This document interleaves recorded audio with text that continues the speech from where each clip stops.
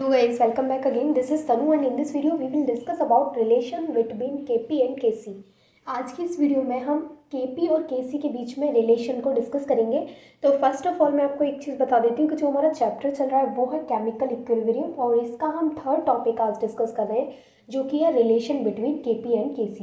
तो चलिए स्टार्ट करते हैं बिना टाइम वेस्ट किए। तो सबसे पहले हमें क्या करना है, इसके बीच में रिलेशन को फाइंड करने के लिए सबसे पहले हमें एक रिवर्सिबल रिएक्शन को कंसीडर करना है। तो सबसे पहले आपको लिखना है consider a reversible reaction, consider a general reversible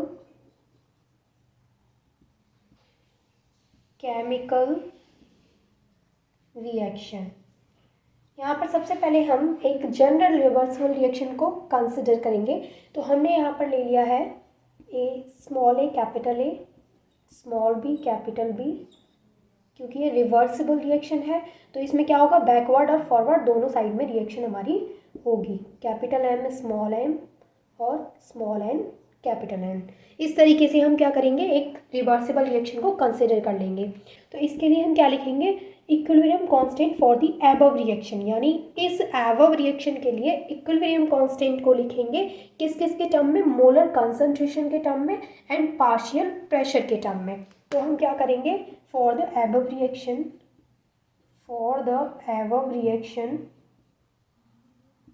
reaction equilibrium constant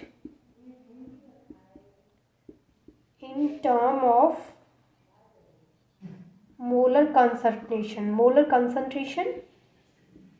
और partial pressure and partial pressure। मैंने बहुत छोटा छोटा लिखा है, आप प्लीज़ समझ जाइएगा क्योंकि मेरे पास बहुत ज़्यादा स्पेस नहीं है। तो हम क्या करेंगे, इस एबव रिएक्शन के लिए हम इक्विलिब्रियम कांस्टेंट लिखेंगे molar concentration and partial pressure के टर्म में। तो जब हम लिखेंगे दोनों के टर्म में तो क्या आएगा, सबसे पहले हम कंसंट्रेशन के टर्म में लिख लेते हैं। तो क्या आएगा, ये m और इसकी power small n dot capital N और इसकी पावर स्मॉल n, यानी जो स्मॉल आगे लगा हुआ है उसको हम पावर की फॉर्म में यहाँ पे लिख देंगे। देन हम क्या करेंगे, ये कैपिटल A और उसकी power small a dot capital B और उसकी पावर स्मॉल b। इस तरीके से हम क्या कर देंगे, इसका इक्विलिब्रियम कांस्टेंट को लिख देंगे। Equilibrium constant for the above reaction in term of molar concentration and partial pressure. तो ये तो हम बोल देंगे इसको इक्वेशन फर्स्ट। अब हम पार्शियल प्रेशर के टर्म में लिखेंगे तो हम यहाँ पे क्या लिख लेंगे, Kp। पार्शियल प्रेशर के टर्म में लिखेंगे तो Kp और यहाँ पर कंसंट्रेशन के टर्म में लिखा था तो Kc। अब यहाँ पर क्या होगा, पार्शियल प्रेशर के टर्म में लिखेंगे तो यहाँ पे आ जाएगा P। जो स्मॉल m है उसको यहाँ लिखेंगे और कैपिटल M को यहाँ डॉट P लगाएंगे, स्मॉल n को इसके ऊपर और कैपिटल N को यहाँ। सेम ऐसे ही P लिखेंगे, फिर से स्मॉल a को यहाँ और कैपिटल A को यहाँ। वैसे ही सेम यहाँ पर P लिखेंगे, जो स्मॉल b है उसको यहाँ और कैपिटल B को यहाँ। और इस तरीके से हमें क्या मिल गई, ये इक्वेशन सेकंड मिल गई। यहाँ तक चीज़ें क्लियर। क्या किया है हमने, इक्विलिब्रियम कांस्टेंट को, एबव रिएक्शन जो है ये, इसके लिए इक्विलिब्रियम कांस्टेंट को लिखा है in term of molar concentration and partial pressure. तो हमें ये दो इक्वेशंस यहाँ पर मिली हैं। ये दो इक्वेशन, इसको हमने इक्वेशन फर्स्ट बोल दिया और इसको हमने इक्वेशन सेकेंड बोल दिया। अब देखिए, अब मैं आपको यहाँ पर बताती हूँ, ये आप समझ जाइए। यहाँ पर ये प्रेशर है, ठीक है, प्रेशर है। अब मैं आपको यहाँ बताती हूँ। अब क्या होगा यहाँ पर, for an ideal gaseous mixture, जो आइडियल गैसियस मिक्सचर होता है तो आप लिखेंगे for an ideal gaseous mixture. मैं बोल रही हूँ लेकिन लिख कम रही हूँ, तो आप क्या करेंगे, जैसे जैसे मैं बोल रही हूँ वैसे वैसे आप अपनी नोटबुक में नोट कर लीजिए। मैं इसको इरेज करके क्यों नहीं बता रही हूँ आपको, क्योंकि मुझे पीछे वाली जो इक्वेशन है उनको भी साथ के साथ दिखाते चलना है। तो अगर मैं इसको इरेज कर दूँगी और इसको बड़ा बड़ा लिखूँगी तो फिर आपको मैं इन वाली इक्वेशंस को कहाँ से दिखाऊँगी वापस, क्योंकि ये इरेज हो जाएंगी। इसलिए मैं इनको इरेज नहीं कर रही हूँ, छोटा छोटा लिख के आपको यहीं समझा रही हूँ। तो आप साथ ही साथ बड़ा बड़ा लिखते जाइए। तो मैंने यहाँ पर लिखा है for an ideal gaseous mixture. तो आइडियल गैसियस मिक्सचर के लिए जो PV की वैल्यू होती है, यानी PV is equals to nRT होता है। For an ideal gaseous mixture के लिए PV is equals to nRT होता है। यहाँ से हम इस V को इधर ले जाएंगे तो हमें मिल जाएगा P is equals to N/V/RT। ठीक है, यहाँ पर जो N/V है, यहाँ पर जो N/V है, N/V ये इक्वल होता है कंसंट्रेशन C के। तो यहाँ पर जो N/V है उसकी जगह पे क्या लगा देंगे हम C, यानी कि जो N/V है वो किसके इक्वल है, C के इक्वल है। तो हम यहाँ पे C लिख देंगे, तो P = क्या हो जाएगा, CRT हो जाएगा। यहाँ तक अच्छे से क्लियर। और इसको हम बोल देंगे इक्वेशन थर्ड। इक्वेशन फर्स्ट ये थी, इक्वेशन सेकंड ये थी, और ये इक्वेशन थर्ड हो गई। तो यहाँ पर हम क्या करेंगे, अब इस P, यहाँ पर जो PM है इसकी वैल्यू निकालेंगे, PN की, PA की, PB की, इसकी वैल्यू को हम निकालेंगे। तो कैसे निकालेंगे, देखिए यहाँ पर लिखना है 10 और इसकी वैल्यू निकालेंगे। सबसे पहले हम PM की वैल्यू निकालेंगे, तो हम इस तरीके से लिखेंगे PM और इसकी वैल्यू निकालेंगे तो क्या होगी, यहाँ पे लिखेंगे PM की निकाल रहे हैं तो सबसे पहले यहाँ पे लिखेंगे कैपिटल M और उसके बाद लिख देंगे RT। जब इस PN की निकालेंगे तो कैसे निकाल लेंगे, PN = कैपिटल N और RT। जब हम इस PA की निकालेंगे तो PA की कैसे निकालेंगे, PA = कैपिटल A और RT। जब हम इस PV की निकालेंगे तो कैसे निकालेंगे, PV = कैपिटल B और RT। इस तरीके से हमने ये चारों जो यहाँ पर PM, PN, PA, PB है उसकी वैल्यू को निकाल लिया है। अब हम क्या करेंगे, ये जो हमारे पास वैल्यू हैं उनको इस इक्वेशन सेकंड में पुट कर देंगे, यानी इक्वेशन सेकंड में इनको जब रख देंगे तो उसके बाद देखेंगे कि क्या आएगा। तो यहाँ तक आपको चीज़ें क्लियर है, तो मैं इसको यहाँ से इरेज कर देती हूँ। देखिए ये जो मैंने अभी आपको जो रिवर्सिबल रिएक्शन करवाई थी वो तो आपने नोट कर ही ली होगी, ठीक है। अब ये जो हमारे पास वैल्यू आई हैं इनको हम इसमें पुट कर देंगे, जो हमारे पास इक्वेशन सेकंड है। तो यहाँ पर हमें क्या मिलेगा, Kp = यानी जो Kp है यहाँ पे Kp = PM। ये जो PM है, PM की वैल्यू क्या है, MRT। तो M लिखेंगे और यहाँ आप देख सकते हैं इसके ऊपर क्या है, इसकी पावर स्मॉल m है, तो स्मॉल m करेंगे और जो RT है उसको ऐसे करके RT के ऊपर भी स्मॉल m कर देंगे। अब क्या है, यहाँ पे PN की वैल्यू लिखनी है, तो PN की वैल्यू क्या है, NRT। तो सबसे पहले क्या लिखेंगे, N और इसके ऊपर क्या है, पावर स्मॉल n है तो स्मॉल n कर देंगे, और RT तो RT करेंगे और इसकी पावर भी स्मॉल n कर देंगे, ठीक है। अब देखिए नीचे क्या है, नीचे है PA। तो PA की वैल्यू क्या है, कैपिटल A ब्रैकेट में है और RT है। तो कैपिटल A के ऊपर हमें क्या लगाना है, स्मॉल a पावर लगानी है। तो सबसे पहले लिखेंगे कैपिटल A, उसके ऊपर पावर लगा देंगे, स्मॉल a यहाँ पे जैसे दे रखा है। उसके बाद क्या है, RT है, तो RT के ऊपर भी हम इस पावर को लगा देंगे। देन डॉट करेंगे, फिर क्या करेंगे, PV की वैल्यू पुट करेंगे। तो PV की वैल्यू क्या है, कैपिटल B RT। तो सबसे पहले कैपिटल B को लिखेंगे और कैपिटल B के ऊपर हमें स्मॉल b पावर लगानी है, तो स्मॉल b पावर लगा देंगे। उसके बाद जो RT है उसको लिखेंगे, RT को लिखेंगे और उसके ऊपर भी स्मॉल b पावर में लगा देंगे। तो इस तरीके से हमें Kp की वैल्यू यहाँ पर मिल जाती है। अब हम क्या करेंगे, हमारा जो नेक्स्ट स्टेप होगा उसमें हम क्या करेंगे, यहाँ पर हम क्या करेंगे, जो RT है उसको कॉमन ले लेंगे।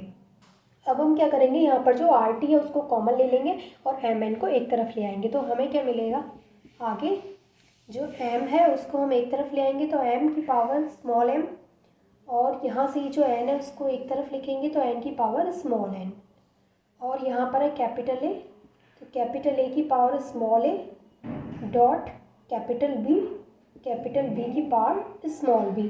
और यहाँ पर जो RT अपॉन RT और यहाँ पर RT अपॉन RT उसको हम यहाँ लिख देंगे इस साइड। तो यहाँ पे आ जाएगा RT अपॉन RT। अब यहाँ पर क्या है, इस RT की जो पावर है वो है M और इसकी है N। तो यहाँ कर देंगे हम M प्लस N और यहाँ कर देंगे हम A प्लस B। समझ में आ रहा है आपको, दिख रहा है यहाँ तक।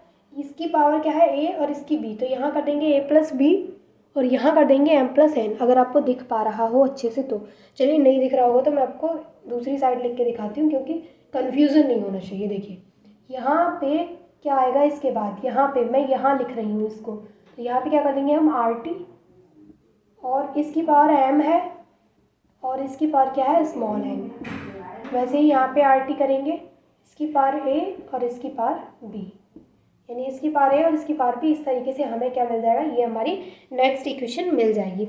अब देखिए, अब क्या देखना है आपको, फॉर इक्वेशन 1 अगर हम यहाँ पर देखें इक्वेशन 1, तो इक्वेशन 1 हमारे पास ये थी, M की पावर स्मॉल n, N की पावर स्मॉल n, A की पावर स्मॉल a, B की पावर स्मॉल b, ये थी हमारे पास इक्वेशन 1। और यहाँ आप इस इक्वेशन को देखेंगे, ये इक्वेशन थर्ड थी हमारी, तो ये इक्वेशन कौन सी आ गई, ये आ गई हमारे पास फोर्थ इक्वेशन। तो इस इक्वेशन को देखेंगे तो यहाँ पर भी m की पावर स्मॉल n, n की पावर स्मॉल n, a की पावर स्मॉल a और b की पावर स्मॉल a, यानी ये वाला पार्ट और ये वाला पार्ट इक्वल है। अगर आप ढंग से देखेंगे तो ये और ये आपको दोनों इक्वल दिखाई दे रहे हैं। तो ये किसके इक्वल है? केसी के इक्वल है। तो क्या मैं इसकी इतने की जगह पे केसी लिख सकती हूँ? लिख सकती हूँ, कोई प्रॉब्लम नहीं है, क्योंकि ये जो है इक्वेशन वो केसी के इक्वल है। तो नेक्स्ट स्टेप क्या होगा हमारा? यहाँ पर हम लिखेंगे फ्रॉम इक्वेशन 1, यानी यहाँ पर इक्वेशन 1 से हम इसको लिखेंगे। तो कैसे लिखेंगे देखिए, मैं मार्कर चेंज कर देती हूँ ताकि आपको विजिबल हो। देखिए अब हम फ्रॉम इक्वेशन 1, इस इक्वेशन 1 से लिखेंगे तो इसकी जगह पे क्या लिख सकते हैं? केसी लिख सकते हैं। तो यहाँ पर क्या है? केपी, ये केपी इक्वल इतना आ रहा है। तो हम क्या करेंगे? सबसे पहले केपी लिखेंगे इज इक्वल्स टू, इतने की जगह पे क्या लिख सकते हैं? इस केसी को लिख सकते हैं, क्योंकि ये केसी इतने के इक्वल और ये वाला पार्ट हमारे पास ये है। तो हम यहाँ क्या कर देंगे? यहाँ पर केसी कर देंगे और केसी के बराबर, यानी KP is equals to KC dot, ये क्या है हमारे पास? आर टी और उसकी पावर m प्लस n और नीचे भी आर टी है और उसकी पावर a प्लस बी। इस तरीके से हम इसको लिख देंगे। अब ये जो हमारे पास इक्वेशन आई है इसको हम रीअरेंज भी कर सकते हैं। तो देखिए कैसे करेंगे। अब इसका कोई काम नहीं है, इसको मैं इरेज कर देती हूँ यहाँ से। मतलब मुझे आपको सिर्फ इक्वेशन दिखानी थी फर्स्ट और सेकंड, जो कि मैंने आपको दिखा दिया। अब हम इसको इरेज कर सकते हैं, नीचे वाले पार्ट को आपने नोट कर लिया होगा। आप नोट नहीं कर पाते जल्दी से तो स्क्रीनशॉट ले लिया करिए। अब क्या करेंगे? हम इसको रीअरेंज कर सकते हैं। तो के पी इक्वल के सी, और हम इसको इस तरीके से भी लिख सकते हैं डॉट, यहाँ पर जो आर टी है, ये जो इसकी पावर है m प्लस n, उसको इधर लिख देंगे और जो इसकी पावर है उसको ऊपर ले जाएंगे तो माइनस आ जाएगा यहाँ पर, और a प्लस बी। इस तरीके से भी हम इसको लिख सकते हैं, यानी इस तरीके से लिख सकते हैं और दूसरा इस तरीके से लिख सकते हैं। और एक और यहाँ पे तरीका है कि ये जो m प्लस n होता है, ये जो m प्लस n है, m plus n minus a plus B, ये इक्वल होता है डेल्टा n के। तो हम इतने की जगह पर डेल्टा n लिख सकते हैं, क्योंकि ये किसके इक्वल है? ये डेल्टा n के इक्वल है। तो हम इसको एक और तरीके से लिख सकते हैं, के पी इक्वल के सी, और यहाँ पर जो आर टी है उसके ऊपर हम क्या लिख सकते हैं? डेल्टा n, क्योंकि ये पूरा का पूरा किसके इक्वल है?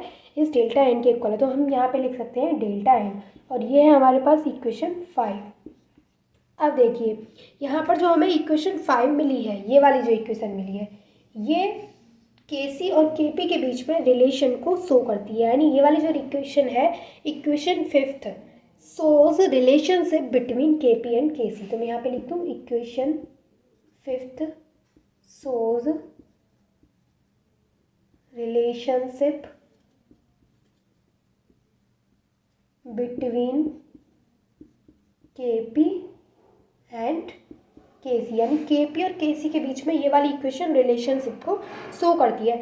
अगर यहाँ पर डेल्टा एन की वैल्यू 0 हो जाती है, अगर यहाँ पर ये जो डेल्टा एन है उसकी वैल्यू अगर यहाँ पर 0 आ जाती है, तो क्या होगा? m plus N equal a plus B. ये क्या है? यानी कि अगर डेल्टा एन की वैल्यू 0 हो जाती है तो number of moles of products is equal to the number of moles of reactant, यानी जो number of moles of product है वो number of moles of reactants के इक्वल हो जाएंगे। यानी कि केपी की वैल्यू केसी के इक्वल हो जाएगी। कब? जब डेल्टा एन 0 होता है। तो जब डेल्टा एन 0 हो जाएगा तो जो number of moles of product हैं वो number of moles of reactants के इक्वल हो जाएंगे। m plus N is equals to A plus B हो जाएगा, तो हमें के पी इज इक्वल्स टू के सी मिल जाएगा। तो यही था रिलेशनशिप बिटवीन के पी एंड के सी, जो कि मैंने आपको बता दिया। जो इक्वेशन 5th है वो रिलेशनशिप बिटवीन के पी एंड के सी को शो कर रही है। तो मुझे लगता है आपको ये अच्छे से क्लियर हो गया होगा, और आपको कोई भी डाउट है तो वो आप मुझसे कमेंट में ज़रूर पूछिएगा। And thank you so much for watching this video.